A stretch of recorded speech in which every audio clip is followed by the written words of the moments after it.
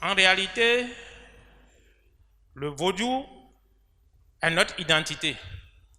On ne peut s'en passer. Et cette fête du 10 janvier confirme cette identité qui est devenue en quelque sorte constitutionnalisée. De sorte que même les pasteurs qui, entre-temps, reniaient cette fête ont commencé par entrer dans la dynamique de cette fête.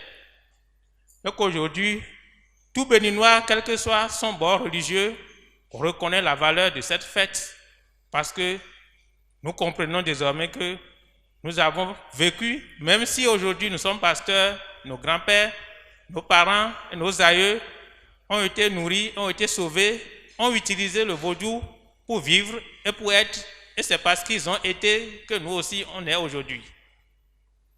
Donc, sur ce, je prends le vaudou comme économie.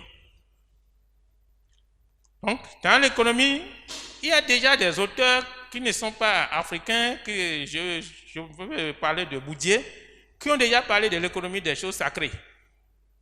Donc, des choses intangibles. Donc, nous impliquons honnêtement vaudou. Vaudou, on va sur vaudou, pas pour tuer, mais pour demander une bénédiction. On va sur vaudou pour prier pour que son entreprise s'améliore. On ne fait pas les sacrifices de vaudou pour nuire à son prochain, mais plutôt pour vivre. Pour que ses idées, ses entreprises, pour que sa fonction s'améliore. Donc, et sur ce, il y a certains auteurs, je m'appelle de citer le père Jean-Marie Botti, qui définissait vaudou comme vaudou, dans sa langue adja. Donc, ce qui veut dire que prenez votre temps et en utilisez comme vous voulez dans le bonheur. C'est dans ce cadre qu'il, dans un article, il prend vaudou en 3 thèmes qui va de ce que l'entrée dans la préparation au couvent, l'entrée dans le couvent et la sortie du couvent, qui fait la délibération de l'homme. Nous prenons vaudou comme sauveur. Il y a le sociologue Durkheim qui pense que la religion est à l'origine du social et de la cohésion sociale. Donc, les sacrifices, les rites, les cérémonies de tout genre exigés par un vaudou sont de nature à sauver la victime d'une malédiction. Donc, tout ce que nous voyons au carrefour comme sacrifice, donc ces endroits que nous appelons les lieux patrimoniaux, sont de nature à sauver l'individu. Les infusions, les scarifications, tout ce que vaudou exige de nous n'est pas toujours à nous nuire, mais toujours à nous sauver. Nous allons chez vaudou pour une consultation. Nous allons faire les prêtres vaudou pour améliorer notre condition de vie. Donc, vaudou nous sauve. Vaudou nous fournit un cadre d'action dans une société et nous permet de tempérer nos passions.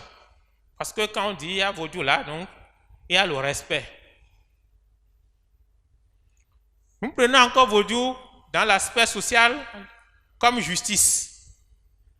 En ce temps, je peux dire qu'il y a un adage populaire qui dit que vaudou tide d'autres de unameo. Ça veut dire quoi? En traduit littéralement, quand le vaudou qui n'a pas révélé ses interdits ou lois ne tue pas. Donc, on ne va pas, vaudou ne tue pas.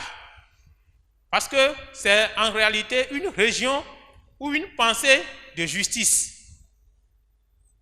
On ne fait pas des promesses sans tenir à vaudou. On ne dit pas des choses qu'on ne respecte pas. Vaudou n'est pas politique. Vaudou n'est pas sentimentaliste. Vous avez l'obligation de respecter ce que vous avez dit.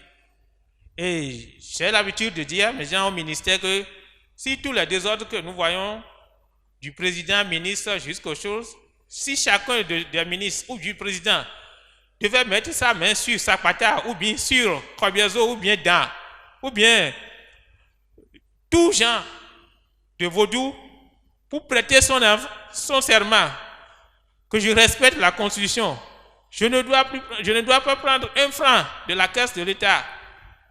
Quand un ministre le fait, un président le fait, un DG le fait, un financier le fait, il va se nourrir de son salaire pendant les 5 ans.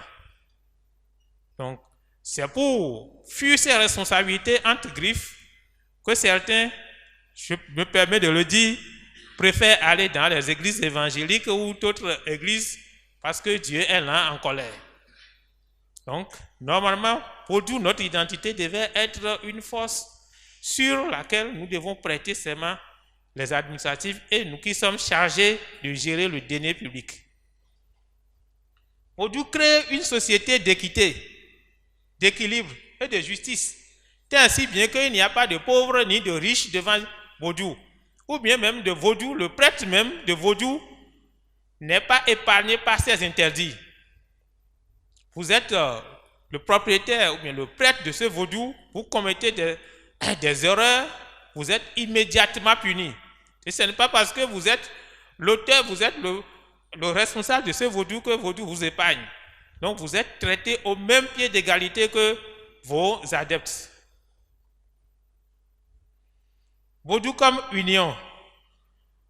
Donc, je cite encore Durkheim pour dire que la religion est un système solidaire de croyances et de pratiques relatives à des choses sacrées, c'est-à-dire séparées, interdites, croyances et pratiques qui unissent en une même communauté morale appelée Église tous ceux qui s'y adhèrent. Aujourd'hui, heureusement, nous voyons déjà avec les adeptes de ton une église ou une messe qui se fait les samedis et les dimanches. Donc, c'est déjà une manière de célébrer et de rendre les actions de Vodou en église. D'autres adeptes de Sapata, de Vodou, de Dan et autres le font même pas le dimanche comme consacré pour toutes les autres églises. Donc, je viens au niveau du Fa ou la divination. En réalité, certains dissocient le Fa du Vodou. Mais moi, dans mes recherches, je pense que le Fa est le porte-parole du Vodou. Parce qu'en allant chez Vodou, il y a une consultation qui dit il faut sacrifier une telle chose à tel goût, et à Sapata, à Dan, il faut donner à manger à telle divinité, il faut donner à manger à telle chose. Mais s'il n'y a pas le Fa qui révèle ce comportement ou ce sacrifice, on ne peut pas le faire. Et c'est ça qui permet à la victime ou bien à l'homme qui veut faire évoluer son entreprise d'avoir une idée sur ce qu'il doit faire pour améliorer ses finances, pour améliorer ses conditions de vie dans son environnement. Donc, le Fa est intimement lié à l'action de Vodou.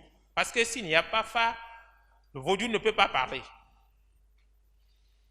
Vodou est l'œcuménisme. Vodou, comme on le dit, n'a pas de différence d'adeptes. C'est-à-dire, nous, on n'aime pas les gens de cette église, nous, on n'aime pas les gens de cette obédience religieuse, non. Le Vodou-ci, ou bien le prêtre Vodou, accepte tout le monde. Et c'est dans ce cadre qu'il y en a des chrétiens le jour et qui se transforment en adeptes de Vodou la nuit. Ou bien le chrétien de la messe de 7h à 10h et de 10h à midi chez le prêtre tronc. Donc nous en avons vécu en tant que sociologue parce que j'ai travaillé sur la prolifération des églises évangéliques dans le département du Koufou. Donc pendant mes enquêtes, j'en ai découvert. Donc, Vodou accepte tout le monde. Vous pouvez être musulman, vous demandez le sacrifice qu'un prêtre Vodou doit exécuter. Il vous l'exécute aisément et il ne demande même pas vous êtes de quelle obédience religieuse. Donc, c'est ça la force de Vodou dans son aspect œcuméniste. Donc, Vodou est le tourisme béninois. Moi, je pense que nous sommes en train de gâcher une opportunité naturelle parce que sur le plan mondial, on nous reconnaît comme le berceau de Vodou. Si aujourd'hui le Bénin n'a pas un pèlerinage de vaudou, c'est un manque économiquement à gagner. Parce que, voyons dans le monde aujourd'hui, quand on prend toute la sous-région ouest africaine, il y a vaudou quelque part. Et si le Bénin arrive à consacrer un pèlerinage, comme les musulmans ont leur pèlerinage à la Mecque, donc, nous, en plus, le pèlerinage de Maria de Dassa, le Bénin peut avoir son pèlerinage vaudou, où on aura toute l'Afrique de l'Ouest qui va se réunir pour célébrer vaudou, pour prier vaudou, pour faire les sacrifices. Donc, c'est une opportunité, un attrait touristique que nous sommes en train de gâcher lentement. Parce que le 10 janvier et après nécessite une continuité des actions de vaudou. Parce que ça ressemble à une célébration simple, comme nous devons le voir, le constater demain. Il y a 10 janvier, tout le monde danse, tout le monde finit de danser le soir, il y a le discours politique, il y a tel ministre qui est allé dans tel département, il y a tel ministre qui s'est représenté dans tel milieu, avec les caméras de la télévision, et c'est fini. Et après, qu'est-ce que le Bénin en tire en tant qu'une opportunité de développement, en tant qu'une opportunité économique, une opportunité d'union? Qu'est-ce que le Bénin en tire? Vaudou ne tue pas. Donc, c'est dans ce cadre que cette conférence est un appel que nous allons faire, et le promoteur de cette conférence doit écrire aux autorités compétentes, faire plus la promotion de cette conférence pour que le vaudou, en tant que label déjà, soit promu et valorisé sur le plan national et international.